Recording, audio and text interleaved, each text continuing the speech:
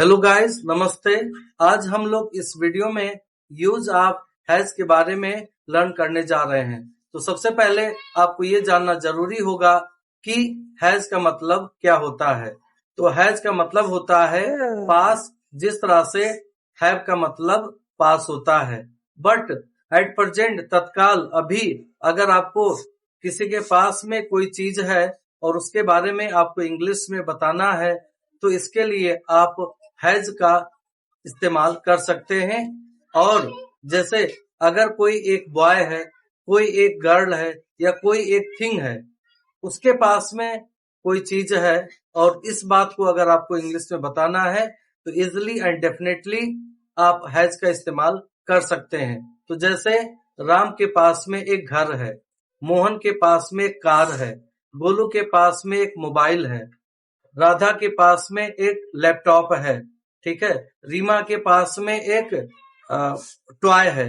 तो इस तरह से अगर आपको बताना है तभी आप हैज का इस्तेमाल कर सकते हैं। और इसके लिए यहाँ पर कुछ एग्जाम्पल्स हैं। अगर इनको आप देखते हैं और अपने डेली लाइफ में स्पोकन में इसको यूज करते हैं तो डेफिनेटली आप अपने इंग्लिश लैंग्वेज को and as well as written both language को आप काफी हद तक इम्प्रूव कर पाएंगे। So let's see the examples.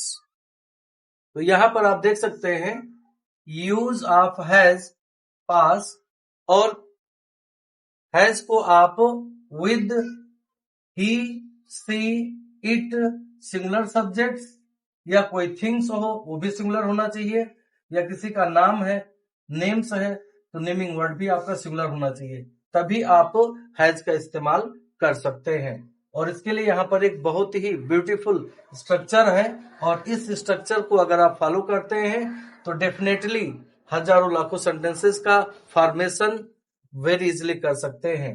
तो यहाँ पे आप देख सकते हैं स्ट्रक्चर सब्जेक्ट। सबसे पहले आपको सब्जेक्ट लिखना है, उसके बाद में आपको हैज लगाना है, क्योंकि यहाँ पे जो सब्जेक्ट है वो आपका सिंगुलर है।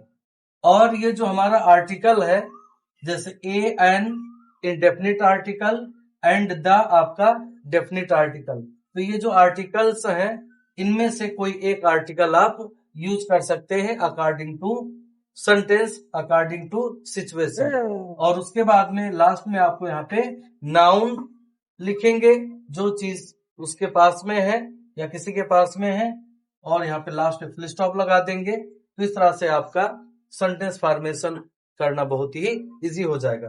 तो यहाँ पर एग्जांपल्स में आप देख सकते हैं Ram has a book, Ram के पास एक बुक है। Sita has a bag, Sita के पास में एक बैग है। तो यहाँ पर आप देख सकते हैं कि ये नेमिंग वर्ड है, तो आप नेमिंग वर्ड को भी, नेम्स को भी यूज कर सकते हैं। ही हैज अ फोन, उसके पास एक फोन है। सी हैज अ कंप्यूटर, उसके पास में एक कंप्यूटर है।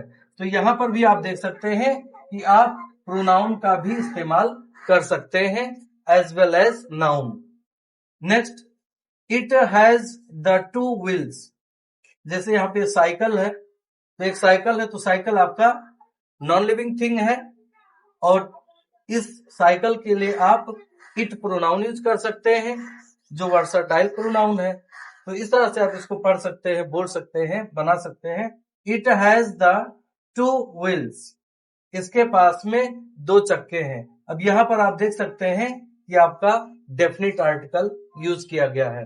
तो आई थिंक, आई होप ये वीडियो आपको समझ में आया होगा। अगर ये वीडियो आपको समझ में आया है तो please like, share, comment and हमारे चैनल को सब्सक्राइब कीजिएगा। Thank you very much. See you in next video.